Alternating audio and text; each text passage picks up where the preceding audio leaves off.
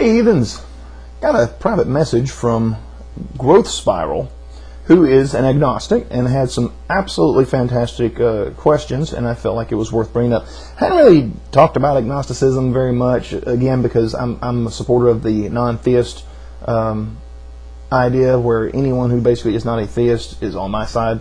That's just the way I see it.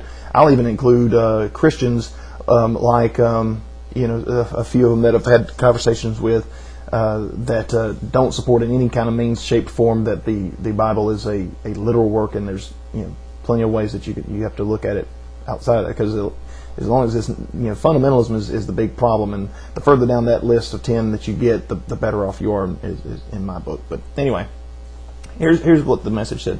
But I saw your video on anti-theist. I can see how you find similarity in the four groups, but I'm not sure if they all disagree with a theistic God. Personally, I seem to fit all those categories of anti-theist, but I can't see how all people can be boxed in as anti-theist. I, for one, fluctuate between them all, except theism, in the sense that I don't believe in a personal God, etc. I'm definitely a humanist, but there are many humanists who are Christians, so how can they fit in as anti-theists? Right, just stopping there, they don't. But there are some Christians, as I was just mentioning, who have separated themselves from the Bible, meaning they understand that it's a flawed work of man. They understand that there are contradictions. They understand that they can't take it as any kind of up and down proof, but they still believe in a theistic God. Not atheistic, but a theistic God.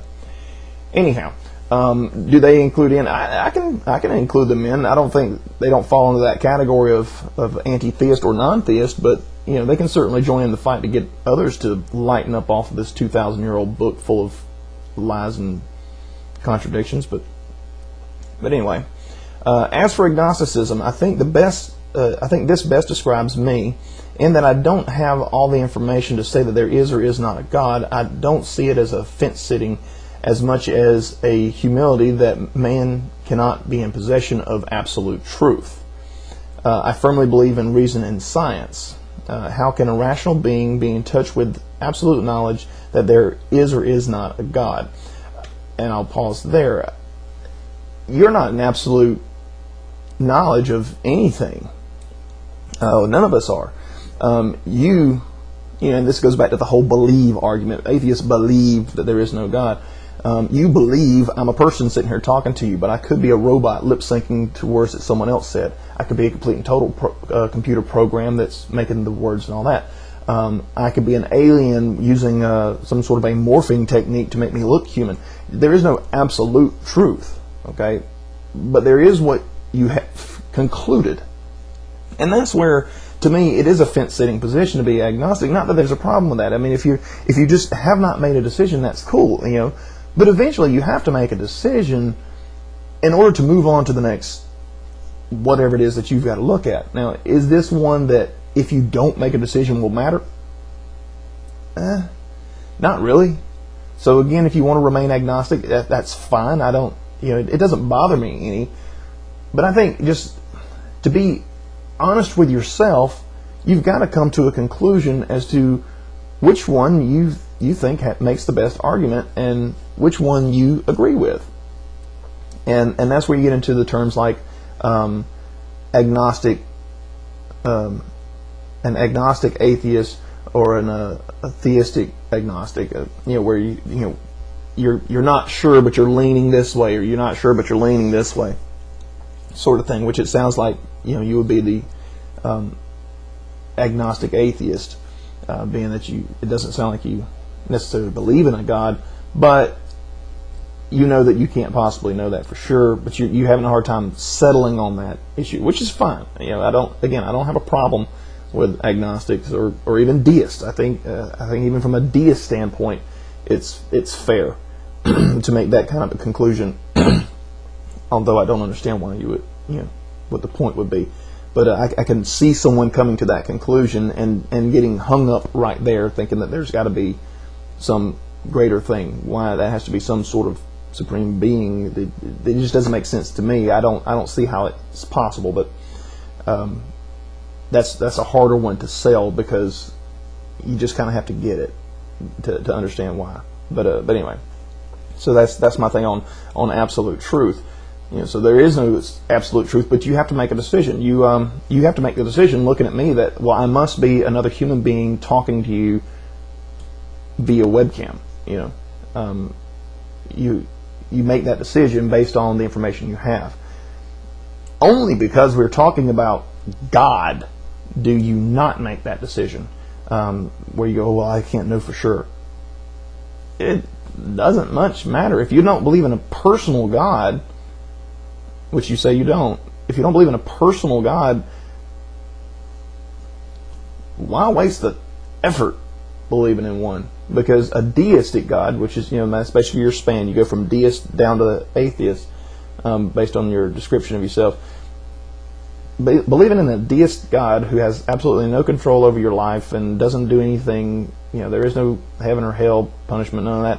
Why waste the effort to even fool with the question of a deistic God? It doesn't, that's part of why it's not logical. But to me, the biggest part, and again, it's kind of hard to sell, but is how could there be, when you break down to the little, how do you all of a sudden go down to this great big all-powerful being? That doesn't make sense to me. I don't understand how, as you break down into the smallest components of life and existence and things, then all of a sudden there's supposed to be this grand thing at the end, and you start over.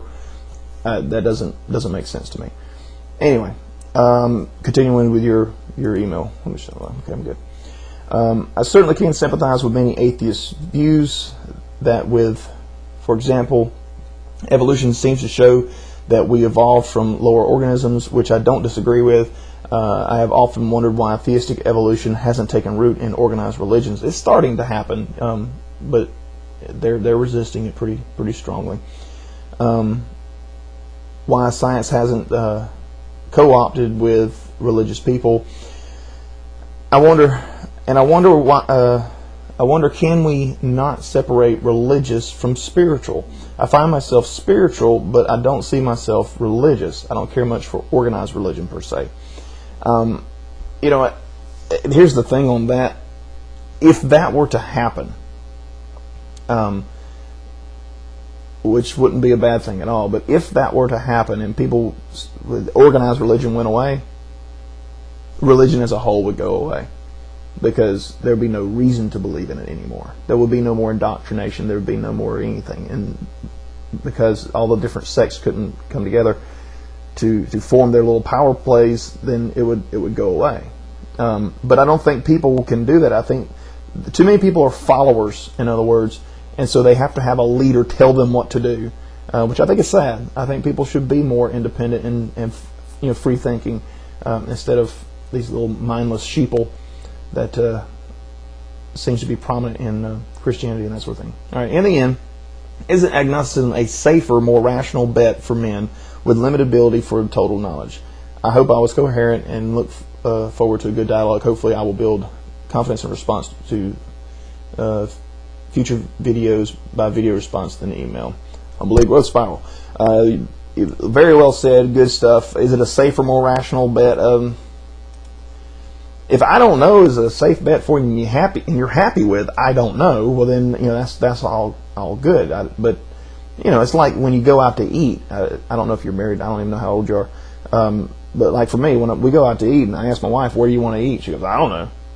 Well, eventually somebody's got to make a decision, and that's the way I look at this. All right, you don't know. Well, look at what you see. Look around you. Check it out, and make a decision. If you're wrong, okay, fine, you're wrong. Every atheist on the planet will say, well, if God appears before me today, I'll change my mind. Until then, this is the decision that I'm making. And that's all it really is. You're not declaring an absolute truth. You're simply saying, I've looked at the evidence, I've looked at what is possible, what isn't possible, and I've decided there is no God. That's my position on it. I hope that answers your questions. And thanks for the message, and peace out.